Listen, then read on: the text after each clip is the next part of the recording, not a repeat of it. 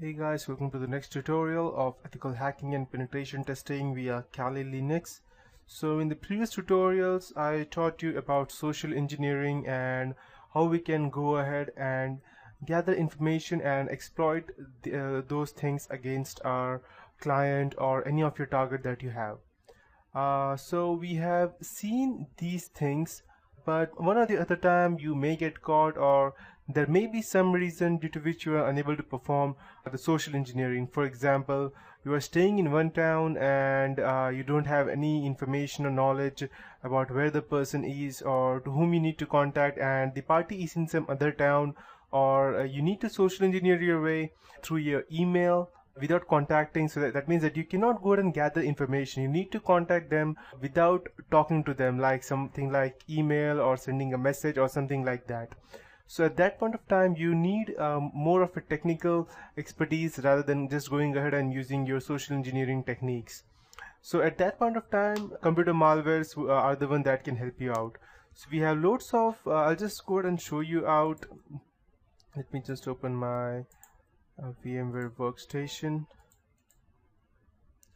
So there are n number of tools in Kali Linux which has I believe around 1000 exploits and viruses that can go ahead and help you in attacking different types of systems. So I would be showing you two of the most important.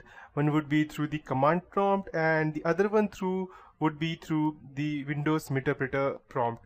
So by doing that, okay, just a moment, I'll my Kali Linux as well.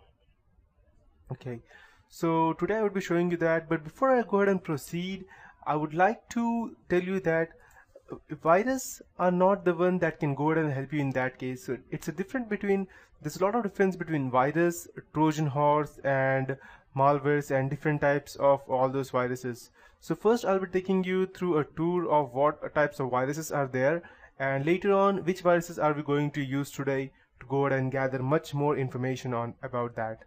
So starting with, I'll just go ahead and show you two important payloads that we would be using today. Okay.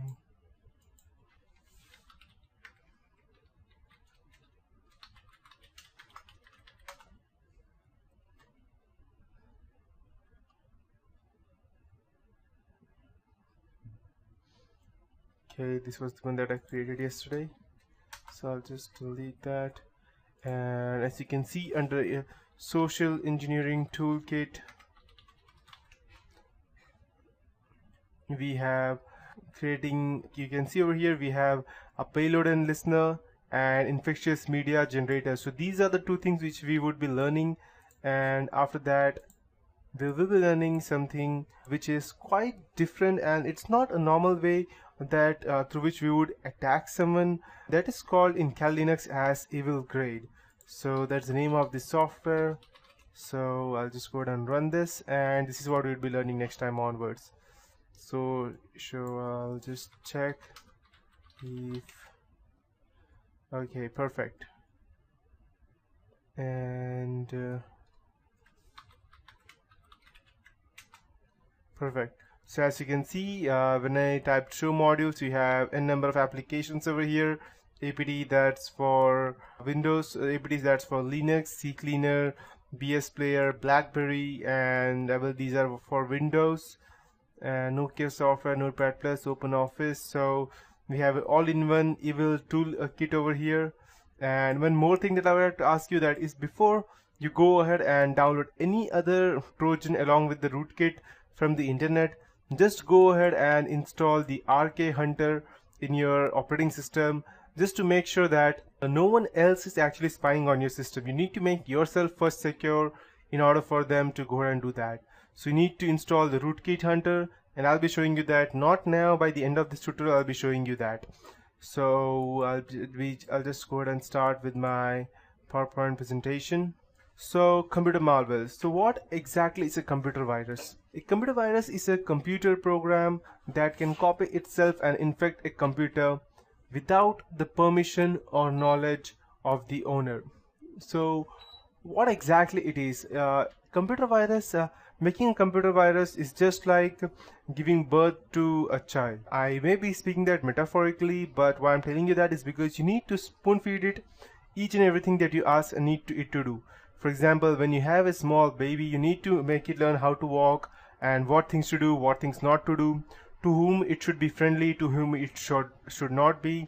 Similarly, when you go ahead and write down a computer virus in any language, may it be Python or Perl or Ruby, you need to make sure that you give it specific instructions as to what it does, which files it needs to infect, whether it's the boot sector or just the system files, or each and every file that it has on PC, or it needs to take up space, or it needs to take minimum space, or it needs to self-destruct at some specific point of time. So the viruses which I have over here, which I would be teaching you today, would just be an overall the most common viruses that have been used for a long time. But there are some more creepy viruses over there, which are like logic bombs, which auto detonate after some point of time, or we have time bombs which detonate on specific time that you ask it to that you need to mention in the virus. So there are a number of viruses, but I will be only showing you the top famous ones. So one of the first detected virus was the creeper virus in the early 70s, and before the networks, as you know that Google came like around 10 to 15 years back, I believe. I don't know exactly when, but I believe it's 10 to 15 years back. Before that, even before that, there were computer viruses, and they were not spread through network or internet. Social engineering was very less at those days. At those days, these viruses spread through removable media such as floppy disk or CD-ROMs. Now, the reason being that I don't think we had USBs at that point of time. That is the reason.